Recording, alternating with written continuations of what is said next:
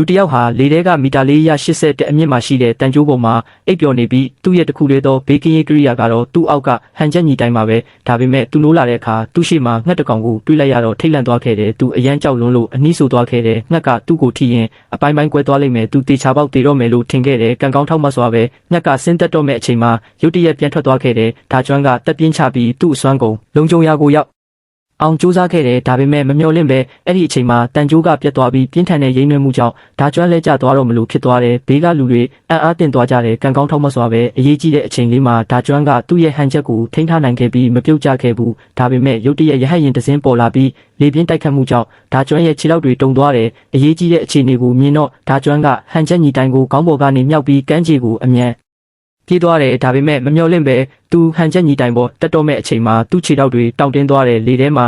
480မီတာအမြင့်မှာရက်နေတဲ့လူတစ်ယောက်ဟာကမ်းခြေကိုရှောက်သွားတော့မဲ့အချိန်မှာသူ့ခြေထောက်တွေရုတ်တရက်ထုံကျင်သွားတယ်သူတေတော့မယ်ဆိုတာတေချာတယ်ကံကောင်းထောက်မှစွာပဲနောက်ဆုံးစက္ကန့်မှာသူ့ကိုယ်သူတည်ငြိမ်အောင်ထိန်းနိုင်ခဲ့ပြီးသူ့ရဲ့အစွမ်းကုန်နဲ့ဟန်ချက်ညီတဲ့တိုင်ကိုပစ်ချလိုက်တယ်ဒါပေမဲ့အောင်ပွဲခံဖို့ကမ်းခြေကိုမရောက်ခင်မှာပဲဖြူဘောကသူ့ကိုချက်ချင်းဖမ်းလိုက်တယ်ဒီလူကဘာလို့ဒီလောက်အံ့ဩစရာကောင်းတဲ့တစ်ခုခုကိုလုပ်နေတာလဲ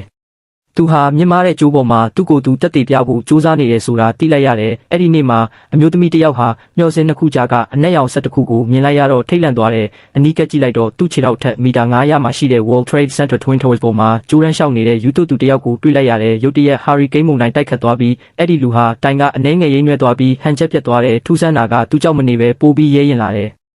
သူဟာဘေးကင်းရေးပစ္စည်းတွေမဝတ်ထားဘူးအမားလေးတစ်ခုကသူ့ကိုအပိုင်းပိုင်းကွဲသွားစေနိုင်တဲ့အောက်ကကြည့်ရှုသူအုပ်စုကြီးကပိုပြီးကြီးမားလာတယ်အားလုံးကဒေရှွန်ရဲ့အမခန့်အောင်မြင်မှုကိုကြည်ဖို့ရက်လိုက်ကြတယ်ကံကောင်းထောက်မှစွာပဲသူဟာခီးတစ်ခုလုံးကိုအောင်မြင်စွာပြီးဆုံးခဲ့တဲ့ကမ်းပေါ်ကိုခြေချလိုက်တာနဲ့အဲ့ဒီလူဟာစိတ်သက်သာရသွားပြီးနောက်ဆုံးတော့သူ့ကိုယ်သူတက်တည်ပြနိုင်ခဲ့ပါပြီဒါပေမဲ့သူကျေနပ်မှုမရှိပါဘူးသူ့မျက်လုံးတွေကရှေ့ကိုစိုက်ကြည့်နေပြီးသူ့ဘိုးဘေးတွေကိုစန့်ကျင်တဲ့ဆုံးဖြတ်ချက်တစ်ခုကိုချက်ချင်းချလိုက်ပါတယ်ရက်ကြည့်နေသူတွေတုတ်ပြန်နိုင်ခင်မှာပဲဒါကျွမ်းကျိုးတန်းပေါ်ကိုပြန်တက်လိုက်ပါတယ်အဲ့ဒီအချိန်မှာပဲရဲနဲ့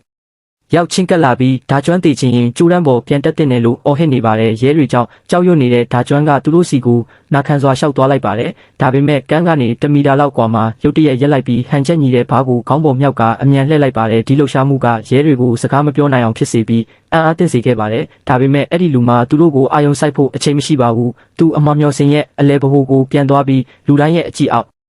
မှာပိုပြီးအနေရများတဲ့လှုပ်ရှားမှုတစ်ခုကိုလှုပ်ဆောင်လိုက်ပါတယ်ဒီအချိန်မှာအောက်ကရက်ကြည့်နေသူတွေလုံးဝရှုပ်ထွေးနေကြပါတယ်ဒါပေမဲ့ဒါကျွမ်းပြန်ခါနီးမှာခပတ်ကရော်ရဲလွန်းတာကြောင့်ချက်ချင်းပဲ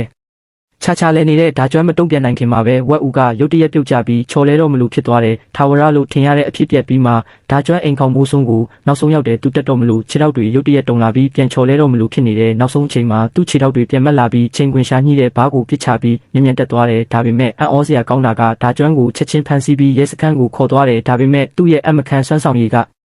လူတိုင်းကိုဆွဲဆောင်နိုင်လို့သူစိတ်မပြတ်ဘူးလမ်းတစ်လျှောက်မှာရက်ကြည့်နေသူတွေကသူ့ကိုလက်ခုပ်တီးကြတယ်သူ့လုပ်ရက်တွေကပြင်းထန်တဲ့အကျိုးဆက်တွေမဖြစ်စေတဲ့အတွက်တရားသူကြီးကသူ့ကိုအသေးအဖွဲပစ်ပေးလိုက်တယ်ဒါကျွမ်းလုပ်ခဲ့တာတွေကအတိတ်ပဲမရှိဘူးလို့လူများကထင်ကောင်းထင်နိုင်ပေမဲ့အောင်မြင်မှုကြရှုံးမှုမခွဲခြားပဲတစ်ခုခုကိုတကယ်စူးစမ်းလှုပ်ဆောင်တဲ့အခါအဲ့ဒီကနေတစ်ခုခုရရင်အတိတ်ပဲရှိသွားပြီးအဲ့ဒါကဇလန်းရဲ့အဆုံးပဲ